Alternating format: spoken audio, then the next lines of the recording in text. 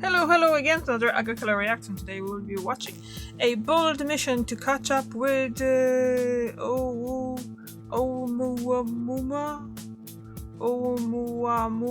Oumuamua, Project Lyra from Astrum. Astrum is another good channel about astrophysics, astronomy and astrophysics, I guess, as well. So just jump in and see and learn how to pronounce that word, because I'm probably butchered that word now.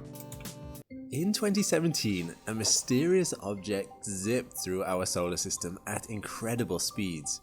Dubbed Oumuamua, it is the first interstellar object we've ever detected. But by the time we realized it was in the neighborhood, it was already on its way out. And with limited data, we aren't actually sure what it is or where it came from. Now, several research groups believe it is worth sending a mission after it. But with Oumuamua over 6 billion kilometers away already, is it even possible to catch up? And even if we could, would there be easier ways to satisfy our curiosity? I'm Alex McColgan and you're watching Astrum. Join me today as we explore the big questions Oumuamua left in its wake, what mission scientists are proposing to catch up with it, and how we're planning to be more prepared next time an interloper flies by. We've done a couple of videos on Oumuamua before, but if you're new, here are some basics you need to know. Oumuamua was first discovered by the Pan-STARRS 1 telescope in Hawaii. The name actually means a messenger from afar arriving first in Hawaiian. It's thought to be about 100 to 1,000 meters long, and it is most likely shaped like a disc or cigar shape. What really elevated Oumuamua from an observational curiosity into a bona fide mystery, however, was what happened when it passed by the Sun. Oumuamua passed its closest point to the Sun on the 9th of September 2017 at a brain-melting 87 kilometers per second, but when it headed back into space, it didn't slow down like normal. Scientists watching it detected an inexplicable burst of acceleration, counteracting the pull of the Sun's gravity. Rob Warwick, who is credited with the discovery, said, "Its motion could not be explained using either a normal solar system asteroid or comet orbit."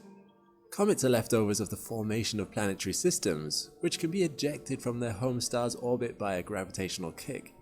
They also speed up when passing close enough by stars due to the volatiles in them melting and being released as gas and dust.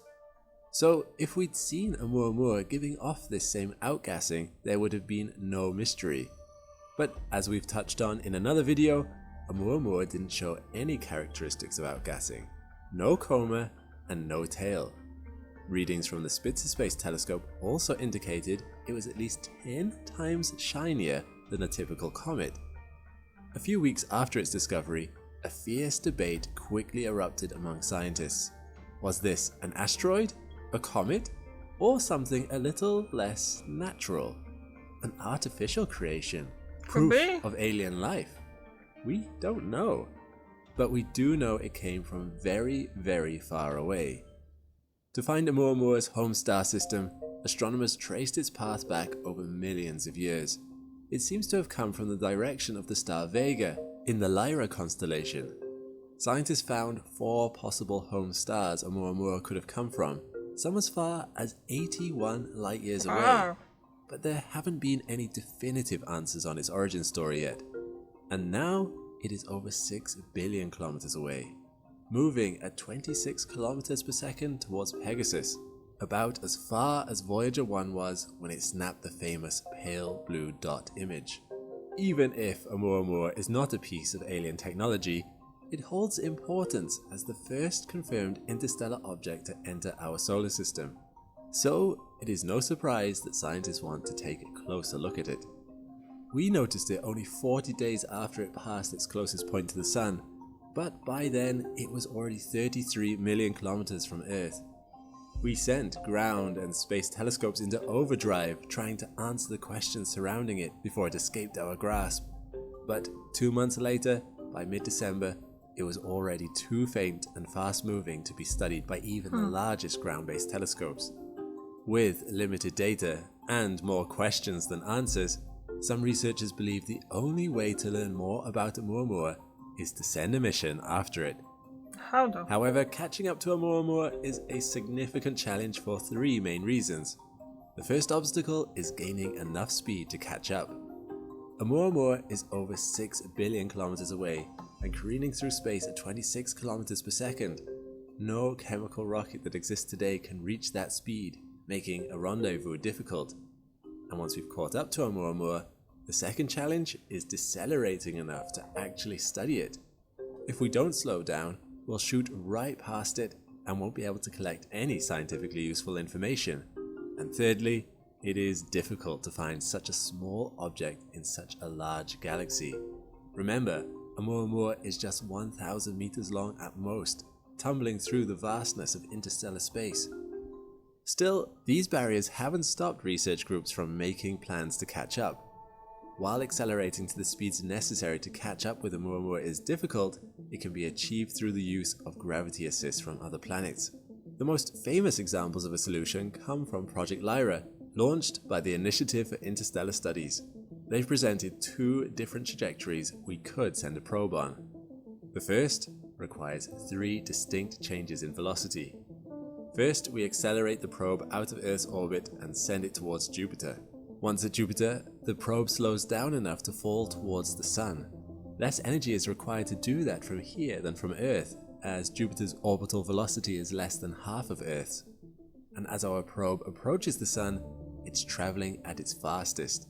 At this point, the rocket engines ignite to give it the biggest acceleration possible for the amount of fuel carried, a technique called a solar orbit maneuver. By harnessing a solar orbit maneuver in this way, researchers predict their probe will shoot out of the solar system at over 70 kilometers a second. While that is definitely fast enough to catch up with Oumuamua, there are still a couple of problems with this plan. Such a close approach to the Sun requires a heat shield to protect the probe. The good news is that the tech for such a shield exists, as the Parker Solar Probe used something similar. The bad news is that it weighs 72 kilograms, putting a limit on payload mass. Next, sending a probe from Earth to Jupiter to the Sun and back out to Jupiter to be sent out in the right direction is quite a long trajectory. There's actually a shorter way to do it. And finally, this plan requires using maneuvers that have never been carried out in a real mission before, giving it a low technology readiness rating. Plus, if you've seen my video about falling into the Sun, you know just how hard it is to do so. There is, however, another way to catch up to Oumuamua. The second trajectory proposed by Project Lyra is as follows. Launch from Earth, swing around Venus and Earth, conduct a deep space maneuver to reorient the probe, swing by Earth again, then use a gravity assist from Jupiter to catapult our craft towards Oumuamua. This plan doesn't require a heat shield, is a much shorter trajectory, and will result in a slower final speed of our probe as it heads into interstellar space. This would make it easier to decelerate on approach to Oumuamua and allow for better data capture. Project Lyra has identified at least 2 viable missions with launch dates between 2030 and 2033, and an arrival at Oumuamua at 2048. Wow. One of I'm kind of thinking like, oh, between 20 arriving at 2048, that's so many years ahead. 25 years. Yeah, 25 years ago it was 2000, and I remember that day, so like, you know, could happen. And it's actually in the grand, well, I'm supposed to turn on those ads. In the grand scheme of things in the universe and stuff, 25 years, it's nothing. It's even shorter than this, like a snap. It's literally nothing.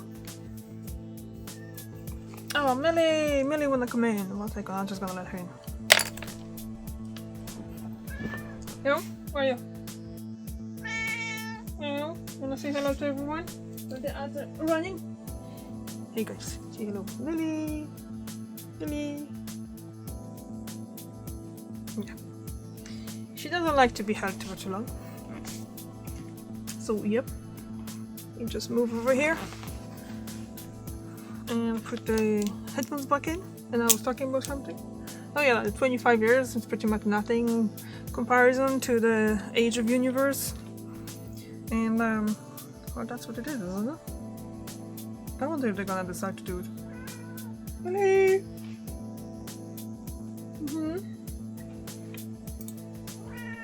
Millie! Yes? I hear that you already got your dinner and the medicine, so why are you yelling at me?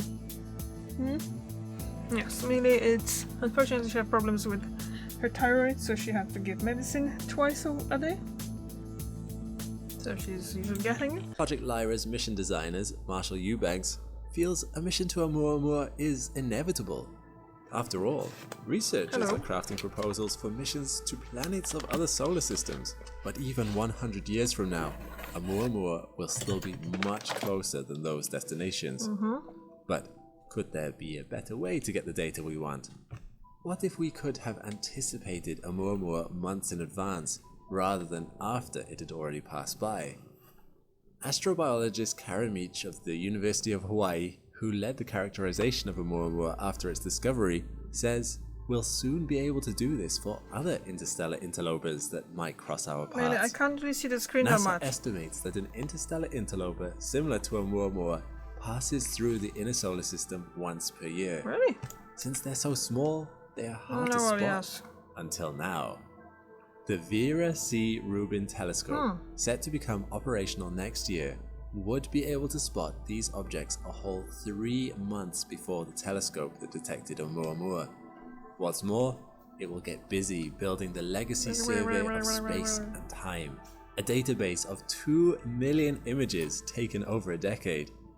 This data will be ideal for identifying changes in the night sky, including the trajectory of comets and asteroids. A 2023 paper estimated that the LSST could find up to 70 Oumuamua-like objects per year. Another initiative to better understand interstellar objects is ESA's Comet Interceptor mission, set to launch in 2029. It will park a probe in space for up to 3 years while waiting for a comet or an interstellar object to fly by. It'll then spring to life at the right time and carry out a close-range flyby to build a 3D map of the object. It will be the first ever mission launched with an unknown target. Sadly, we don't know how long we'd have to wait for another such object to cross our path. It would be a terrible waste of time, energy, and money if another Oumuamua-like object didn't fly past in that time frame. And these methods wouldn't give us any data on Oumuamua itself, which is now too far away for us to capture any new data about it from any of our telescopes. Whatever answers can be found there will be lost to the darkest reaches of interstellar space if we simply wait for another one. Evaluating these alternative options, maybe launching an interstellar probe chase on Oumuamua isn't such a crazy idea after all. It is technically viable. Nothing about it is impossible with our current knowledge and technology. But is it economically viable? Space missions require many resources: time, money, materials, brains, etc. Perhaps it is better to just let Oumuamua's answers go, trusting that, whether alien or interstellar object, if it happened once, it will happen again, and our solar system will eventually be greeted by its next interstellar visitor. Ultimately, it all comes down to, what is the price we are willing to pay to scratch the itch of our curiosity? Researchers at Project Lyra are certainly considering the investment. Is it worth it? That's the terrible, captivating irony of it all. Unless we take the gamble, we'll never know. I've told you no one knows what caused Oumuamua to accelerate past the sun, but I didn't tell you that we know of 6 other objects that have shown similar non-gravitational acceleration. They are called dark comets, and 6 have been discovered so far. Are they Oumuamua's cousins, or is this sheer coincidence? Watch this video to find out. The sun shines brightly in the sky, a beacon visible to everyone. But for us humans, being similarly visible isn't always a good thing. It's worrying what people can do if they have enough information about us, from elaborate email phishing attempts. I'm just gonna skip that. And I just talk about the fact that, well, am I willing to believe that it could have been an alien object that basically flew by to just see? It could have been like a what you call them? just aliens sent out to check out what's going on in this, excuse me, in this solar system, just like we do. Who knows, maybe in a couple hundred years we're gonna have some visitors, official visitors, you never know. Yeah, so I'm saying I'm willing to believe it. I'm not saying that's what it is. It's possible there's just like a comment or something like that. So that's what they said. There's 3 options, 3 possibilities, and I'm kind of willing to believe in any of them. So thank you very much for watching, and I see you tomorrow. Bye.